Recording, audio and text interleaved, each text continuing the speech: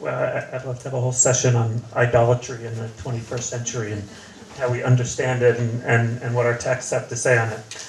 I find it striking that, like Naomi can be up here and say what she did, which is something I feel as well. We can lament the fact that verbal communication seems to be on its way out, particularly among our teenagers. But we very same people who are lamenting that fact are the ones who are texting all the time as well, right? And I'll be honest, I prefer people to text me. It just makes my life easier, right? And allows me to communicate with more people. Is it more effective or more efficient? I don't know. But that's that's me, and it sounds like that's you as well. And it creates, these challenges for us. But I certainly don't think that, that it's something we should be fighting against. It's something we need to recognize and figure out how to deal with. Because, as I said, the reason I use the word revolution in the constant communications revolution, not like a political revolution where you can have a counter-revolution, we're not going to see a counter-revolution here. At least I don't think so. This is just changing our landscape. But I think it relates to something Neely had said earlier, which is, when grappling with this question of relevance and helping people to identify, rather than simply, trying to say, okay, what are they into? Let's go run with that. I think you're right to say that, that's really not an effective way to do it. But this digital revolution allows us to bring them into the conversation in a way that I think we never would have 10, 15 years ago. Another word that hasn't been used yet here, but I'd like to throw out, is engagement. That we use the word connectivity, and one of the ways to make things relevant is to have them engaged in this process of trying to figure out what it is exactly that's relevant.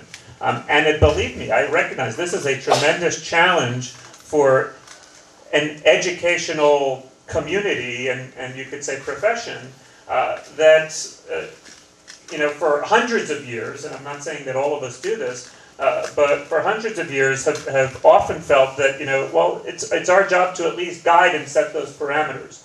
Even those educators who are progressive enough to, not simply suggest they have all the answers. In fact, I don't think I've met anyone in this conference who thinks that they have all the answers. But we're now operating in a realm where we can bring people into the conversation, and they're sophisticated enough, often, at least, I think even emotionally, to be part of that conversation at a younger age than they used to be. I mean, that's a judgment call. But if you're talking about a next generation of leadership, you're talking about trying to identify the pieces of our tradition and our own communal landscape that might be relevant to them, one of the best ways we will be able to do that is to find ways to engage them in the ways, digitally, that they are used to being engaged. And one final point, when I use this concept of a digital revolution, it's not all about technology. If it shapes the way people are used to communicating with each other, it doesn't matter whether they're on a computer or not, or whether they're on their cell phone or not.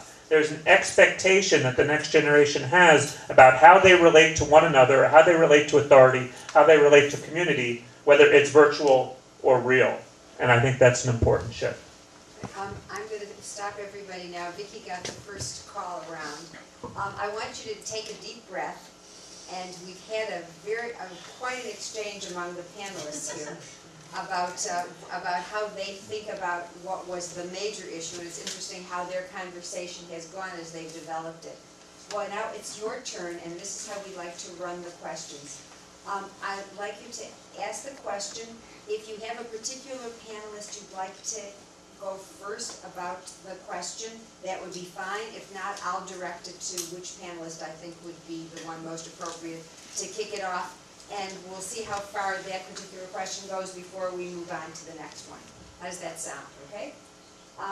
So if anybody has a first question, and I want to reiterate, we'd like questions, not speeches, if you don't mind. We get to make the speeches. They get to make the speeches. So, who would like to be our first person to initiate the first question?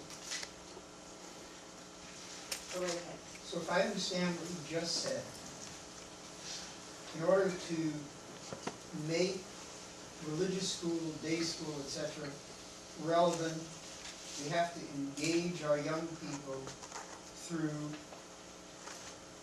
present-day technology.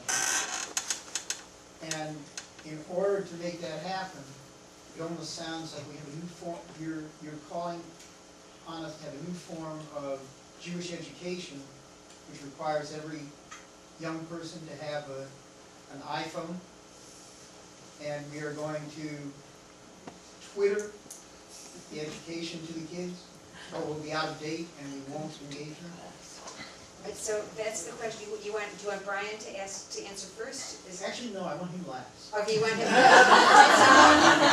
So let me ask Vicky to talk first, because her comments. Right? Yeah, I think that the relevance is something that educators, I think anything can be relevant. Just look at kids who spend all their time learning the names of every single dinosaur or every single Thomas the Tank Engine train.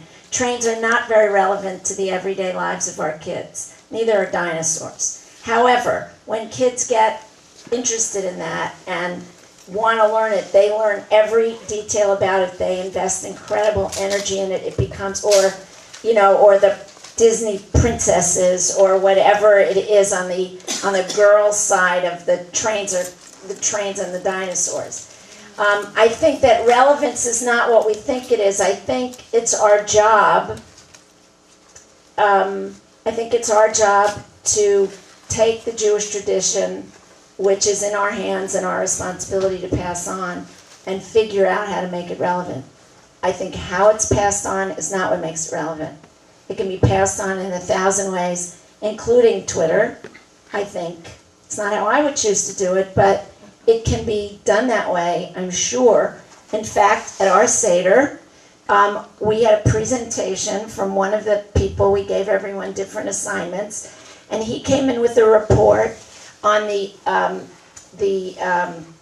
number of times that Passover, matzah balls, and several other words appeared, because you can check on Twitter frequency of words. And it sparked a fascinating conversation at the Seder table, starting with data that he may have been the only one at the table who would have thought of this, but collecting it from Twitter. So I think that's only the how.